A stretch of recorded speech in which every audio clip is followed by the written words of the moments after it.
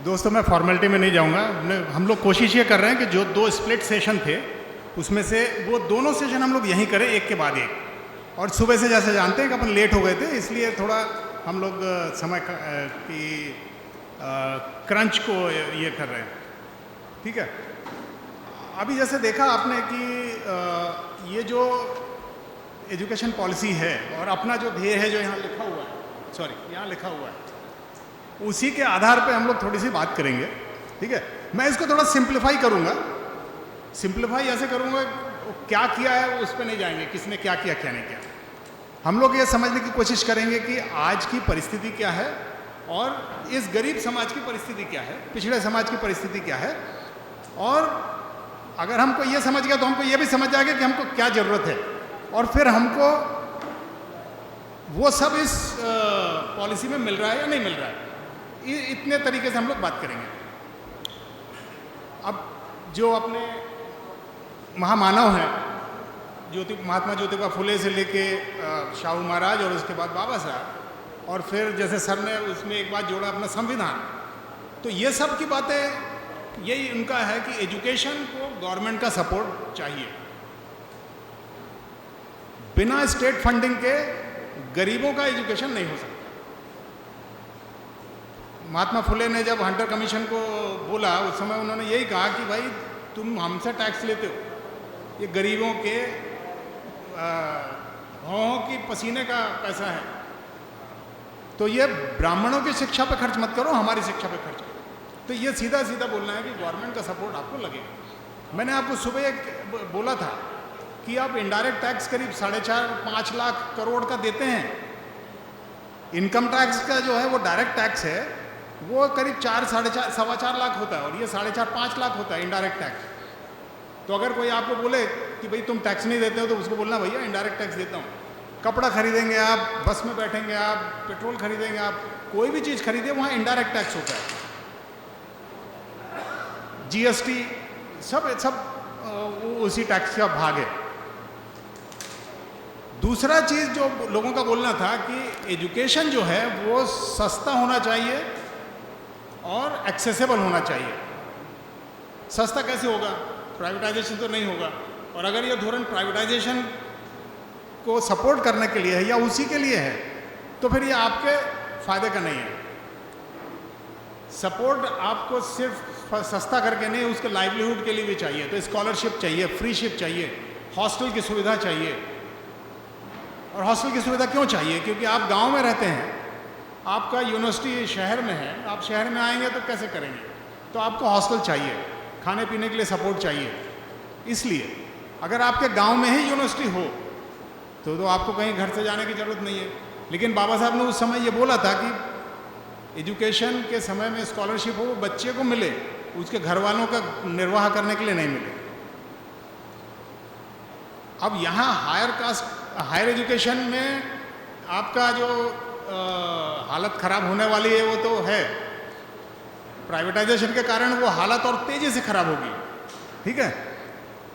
तो इसमें इसके अलावा अगर आप अपने जो इंटरेस्ट हैं, अपने जो हक हैं, इससे ऊपर उठ के थोड़ा सा इन जनरल देखें तो कुछ बातें समझ में आती हैं कि भारत की आज की जो शिक्षा व्यवस्था है उसमें हमारे लिए तो कुछ नहीं है, लेकिन उसके अलावा भी कुछ चीज़ें हैं जो कि आपको मैं बताना चाहूँगा।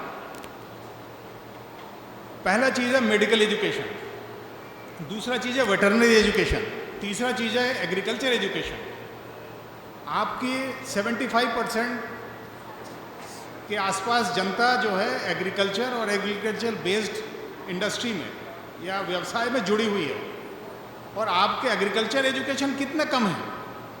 पूरे महाराष्ट्र में मैं आपको कहूँ कि इंजीनियरिंग कॉलेज में 1000 कैपेसिटी है, मेडिकल में करीब 3500-4 हज़ार कैपेसिटी होगी, लेकिन यहाँ पर एग्रीकल्चर में सिर्फ 6000 है।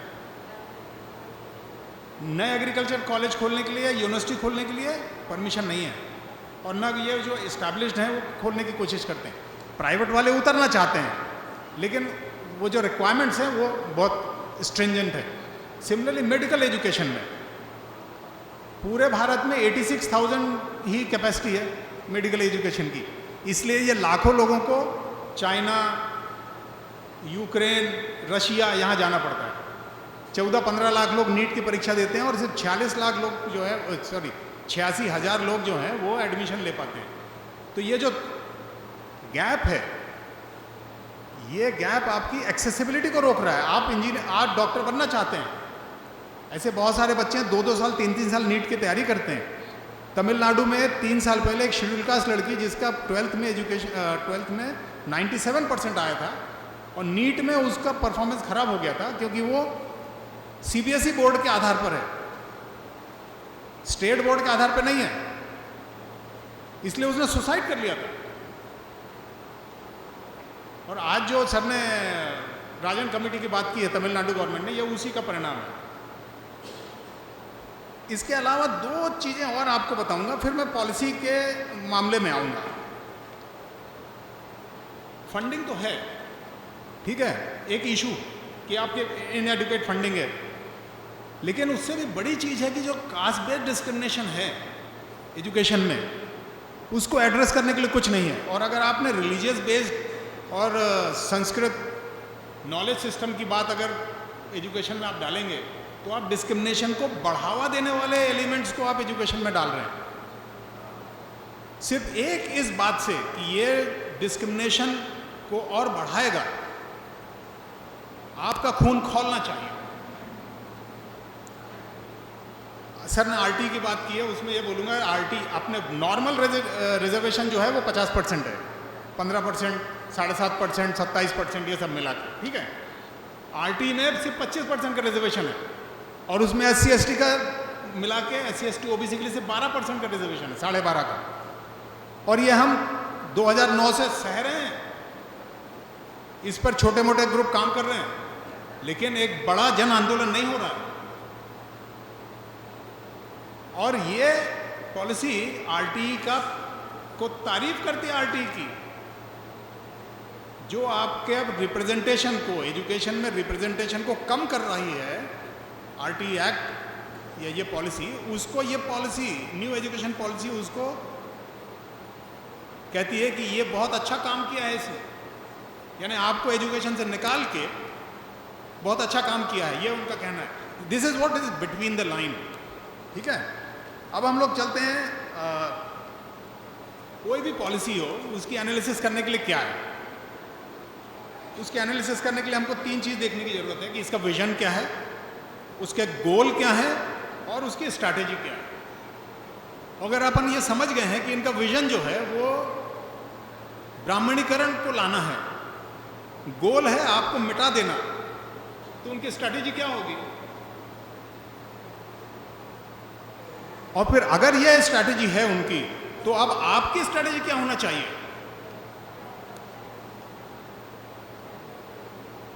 तो हम ये जो आज का दिन तो ऑलमोस्ट गया ग्रुप चर्चा में, हम इसी विषय को कंटिन्यू करेंगे। इन्हीं शब्दों के साथ मैं क्षमा चाहता हूं, मैं वाइंड अप करूंगा क्योंकि समय ज़्यादा हो गया और दूसरा सेशन हमको शुरू करना है। Thank you.